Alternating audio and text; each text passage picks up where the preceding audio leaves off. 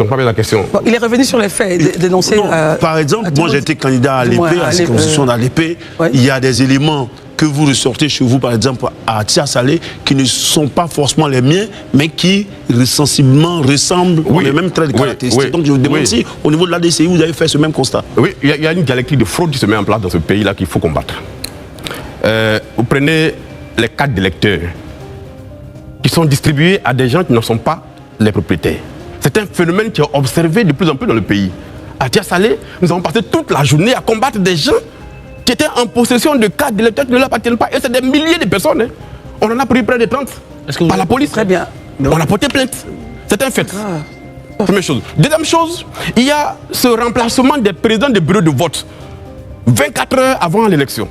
Alors que par la préfecture, on sait quelles sont les personnes que la préfecture a désignées pour être auprès de la CEI. Vous l'avez signalé à Abidjan, mais bien la commission centrale. Bien sûr. Mais on s'est rendu compte que le lendemain, le jour du vote, ce sont des militants du RADP qui n'ont pas été formés, qui étaient dans les bureaux de vote en remplacement des fonctionnaires. Ça a été observé dans plusieurs localités, notamment à Tia Salé. Vous avez notifié cela. Deuxième fait. Troisième fait, mais c'est assez curieux qu'on retrouve des gens qui ont des pièces d'identité ivoiriennes en main et dans leur poche, ont d'autres pièces d'identité non ivoiriennes en main, qui sont inscrits sur le liste électorale et qui viennent voter. On en a pris à Tia Salé. J'ai informé le parquet. On m'a demandé de porter plainte. J'ai porté plainte. Les preuves sont là. Et j'espère que cette fois-ci-là, la justice va faire son travail et que ces gens vont être punis pour que plus jamais ceux qui n'ont pas le droit de voter ne se retrouvent pas dans nos bureaux de vote. C'est des constats qu'on a fait. Et puis, par derrière ça, il y a ces CEI locales qui sont dirigés parfois par des militants zélés et qui s'amusent à fabriquer des PV en dehors des bureaux de vote et qui les font imposer le jour de la proclamation des résultats. Et c'est ce qui fait foi devant la CEI centrale. Très bien. Ça, un tel dynamisme ne peut que provoquer de la colère et cette colère peut déboucher sur des choses qu'on ne pourrait pas maîtriser demain. Pour avancer dans le débat, messieurs, la dernière chose mentionnée, les CEI locales qui font des choses donc, et informent après la CEI centrale, tout ceci est consigné et déposé dans le parquet. Tout à fait. Et vous avez porté plainte. Tout à fait. Très bien. Messieurs, avançons dans le... Oui, la question que je veux lui poser, après avoir fait tout ce diagnostic-là, quelle solution en tant que parti politique vous proposez pour une réforme électorale qui puisse être... Moi avant qu'on aille au législatif, j'avais déjà, en tant que député, proposé une réforme de la CEI. La proposition de loi est toujours sur la table du bureau de la CEI. Les éléments qui ressortent à l'Assemblée nationale, les éléments qui ressortent, c'est d'abord de retirer les partis politiques de cette CEI-là. De changer le mode de désignation des responsables des CEI locales. Je n'ai pas développé tout ça ici parce que c'est assez vaste, mais j'avais proposé une réforme qui allait recréer la confiance dans le système. J'ai toujours dit que la CEI centrale n'est pas vraiment la vraie question. Que la vraie question, ce sont les CEI locales, où des individus peuvent mettre leurs amis, leurs camarades à la tête, par exemple à Tia Salé. Le président de la CEI locale est le chargé de communication de mon adversaire. C'est-à-dire qu'il répond directement d'un candidat. Et c'est lui qui est le président de la CEI. Il n'est pas local. Il n'est pas étonnant qu'il ait fait ce qu'il a fait aujourd'hui et qu'il va conduire à des poursuites pénales parce qu'on ne va pas laisser tomber cette affaire. Il va s'expliquer. Comment se fait-il que là où il n'y a eu que 22% de participation, lui, il peut trouver 90% de participation dans la même ville. Il faut qu'il s'explique devant un tribunal. Alors, donc tout ceci déposé au parquet pour enquête. Donc, comme vous dites, on regardera un peu ce que la justice va décider. Voilà. Messieurs, progressons dans le débat. Allons-y, Daouda. Ensuite, Dr Barry. Voilà.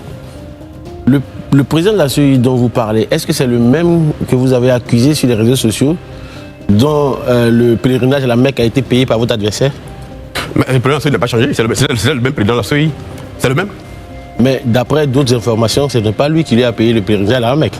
Non, mais écoutez, nous, c'est pas ça le fond du débat. Non, parce que vous avez c'était pas la question de fond. La question de fond, nous avons posé le problème de la moralité de quelqu'un qui arrive de la Mecque et qui s'amuse à fabriquer de faux PV.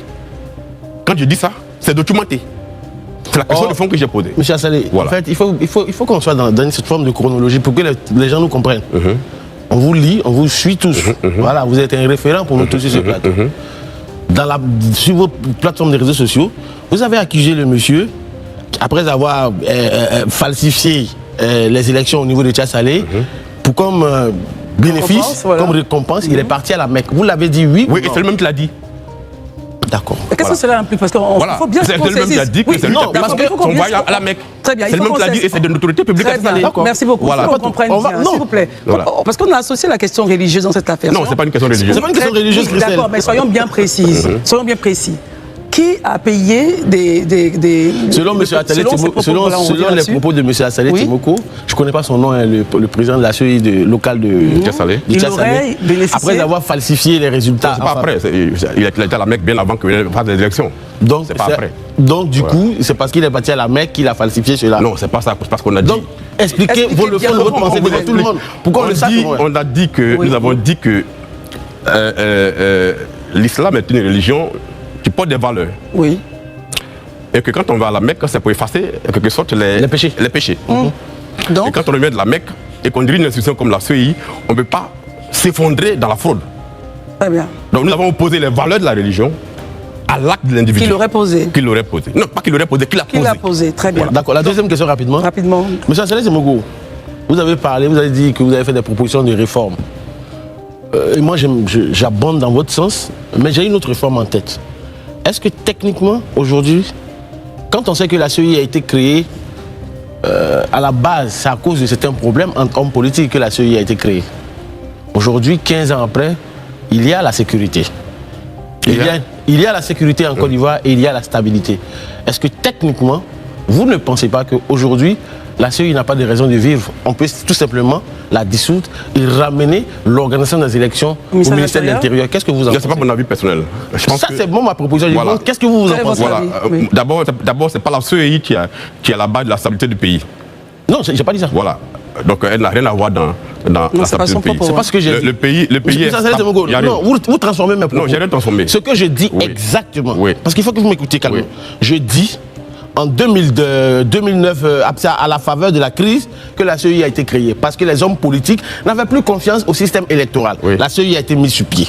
2011, Alassane Ouattara vient au pouvoir. 15 ans après, il y a la stabilité, il y a la sécurité. Voilà. Donc, la CEI n'a pas de raison d'exister parce qu'à la vérité, on n'avait plus confiance. Aujourd'hui, il y a la stabilité. Est-ce qu'on ne peut pas ramener l'organisation des élections, toutes les élections en Côte d'Ivoire, au ministère de l'Intérieur, comme ça se faisait avant? Mais la CEI n'a pas été créée parce qu'on était dans un pays instable. Parce qu'il y a un manque de confiance. Non, mais c'est pas ça l'instabilité. Non, j'ai pas... Non, vous dites que comme maintenant il y a de la sécurité, donc est-ce que l'existence de la CEI est encore, j'allais dire, utile? C'est ce que vous faites comme rapport. Non, donc je vous dis, la stabilité du pays, l'attitude du pays n'a strictement rien à voir avec l'existence de la CEI. On est en question, en matière électorale. Vous dites qu'il y avait une crise de confiance entre les acteurs politiques. D'abord, c'est une crise de confiance entre l'opposition politique d'alors et le parti au pouvoir qui est le PDCI. Le RADP qui est au pouvoir, qui était le RDA à l'époque, était dans la même dynamique, n'avait aucune confiance dans le processus. Et donc en 2000, le président Mabo qui en avait fait un cheval de bataille a œuvré pour qu'il y ait cette commission-là qui a aujourd'hui la CEI en place. Je veux rappeler la loi. Ben voilà. La loi numéro 2001-634 c'est ça. Du 6 octobre 2001. Ben voilà. Donc ça a été mis en place après la présidentielle de 2000 pour qu'il y ait de la confiance entre les acteurs. Mais aujourd'hui, on est tous conscients qu'il n'y a pas de confiance dans les acteurs et que le rôle que la CEI devrait jouer a été complètement phagocyté par les intérêts des partis politiques qui ont tout mis en œuvre pour contrôler l'appareil qu'est la CEI. De sorte qu'aujourd'hui, entre les acteurs politiques, il n'y a aucune confiance par rapport à l'appareil. Il est temps maintenant, après plusieurs décennies de crise, de nous asseoir tous en tant qu'acteurs politiques pour réfléchir en profondeur sur l'outil qui serait le mieux performant pour faire une élection dans ce pays-là sans qu'il y ait... Donc vous n'avez pas de proposition concrète en fait? Non, moi je vous ai dit que j'ai déjà fait une réforme déjà qui est proposée à l'Assemblée. La question que je vous pose c'est, qu'est-ce que... Parce qu'en fait vous avez tourné, qu'est-ce que vous pensez de l'organisation des élections comme il se faisait avant par le ministère de l'Intérieur? Votre avis, votre analyse? Non, je ne peux pas avoir confiance dans un système qui est contrôlé absolument par l'administration. Quand on sait que les préfets sont nommés par un parti au pouvoir, il y a que ça peut être inquiétant. Donc il faut qu'on s'asseye pour trouver la nomenclature qu'il faut pour un truc qui est consensuel pour tous les acteurs. Vous êtes journaliste, vous avez le devoir d'ingratitude. Est-ce que les préfets n'ont pas le devoir d'ingratitude? S'il vous plaît. Juste une anecdote. Le samedi 27 décembre, quand on a fini les compilations des résultats, les dépouillements dans les bureaux de vote, et que chacun des candidats avait ses résultats en main, et que nous savions que nous avions gagné les élections. Autour de 23h, j'ai reçu un coup de fil d'un membre de la CEI qui m'a dit attention, local ou au central? Local. Qui m'a dit attention, venez à la CEI ici, local ici, il se passe des choses. De sorte qu'à 23h, je suis allé à la CEI locale où se trouvaient mes représentants pour assister à la compilation globale.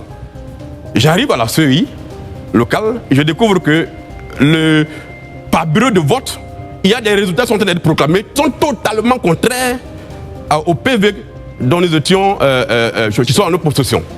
J'interpelle le président de la CEI pour lui dire, mais le résultat que vous avez mis là, de tel bureau de vote, il sort d'où? Est-ce qu'on peut voir le PV? Il me dit non, on ne peut pas voir le PV. Il dit, mais moi j'ai le PV en question, votre résultat là est totalement contraire à ce PV. Est-ce que vous remettez en cause mon PV à moi? Il dit non. Et dans ce cas-là, arrêtez le processus, qu'on comprenne ce qui se passe. En ce moment-là, tout le corps préfectoral était dans la salle. Est-ce que vous aviez à ce moment précis la capacité de joindre le président de la CEI centrale pour lui dire attention? Je l'ai joint. Je l'ai joint. Il m'a dit, oui, rendez-moi compte après. Je l'ai joint. Il m'a même envoyé un PV qui était tellement contraire à ce que la CEI était en train de proclamer. Je l'ai joint. Oui. Et le préfet était dans la salle, avec la SG de préfecture et le sous-préfet. J'ai fait bloquer le processus pour dire, je vais voir d'où sortent vos résultats. Écoutez-moi bien. Quelque temps après, le préfet a reçu un coup de fil. Et il est sorti de la salle. Au bout de 5 minutes, il est revenu. Il a demandé à tout le corps préfectoral de sortir de la salle. Ils sont tous partis. Et ça dit que tous les préfets sont des malhonnêtes? Non, laisse-moi finir. Vous avez posé une question, on va sortir. Il n'y a pas que vous, on va sortir avec d'autres. Le préfet a reçu un coup de fil. Je ne sais pas qui l'a appelé, mais dès que le coup de fil est fini, il a demandé au corps préfectoral de partir. Et ils sont tous partis. On est resté seuls dans la salle. Quelques temps plus tard, le préfet est revenu dans la salle pour demander à la CEI de continuer à proclamer les résultats que nous contestions déjà et qu'après on pourra faire un recours. Par la suite, tous les journalistes dans la salle ont été renvoyés. Vous pouvez demander auprès de la presse ivoirienne, ils ont été vidés de la salle. Très bien. Et donc, vous voyez que le corps préfectoral peut être sous l'influence d'acteurs décideurs centraux et qui vont faire que finalement le jeu va être biaisé. C'est un exemple qui interpelle. D'accord, on va revenir dessus. Docteur Barry.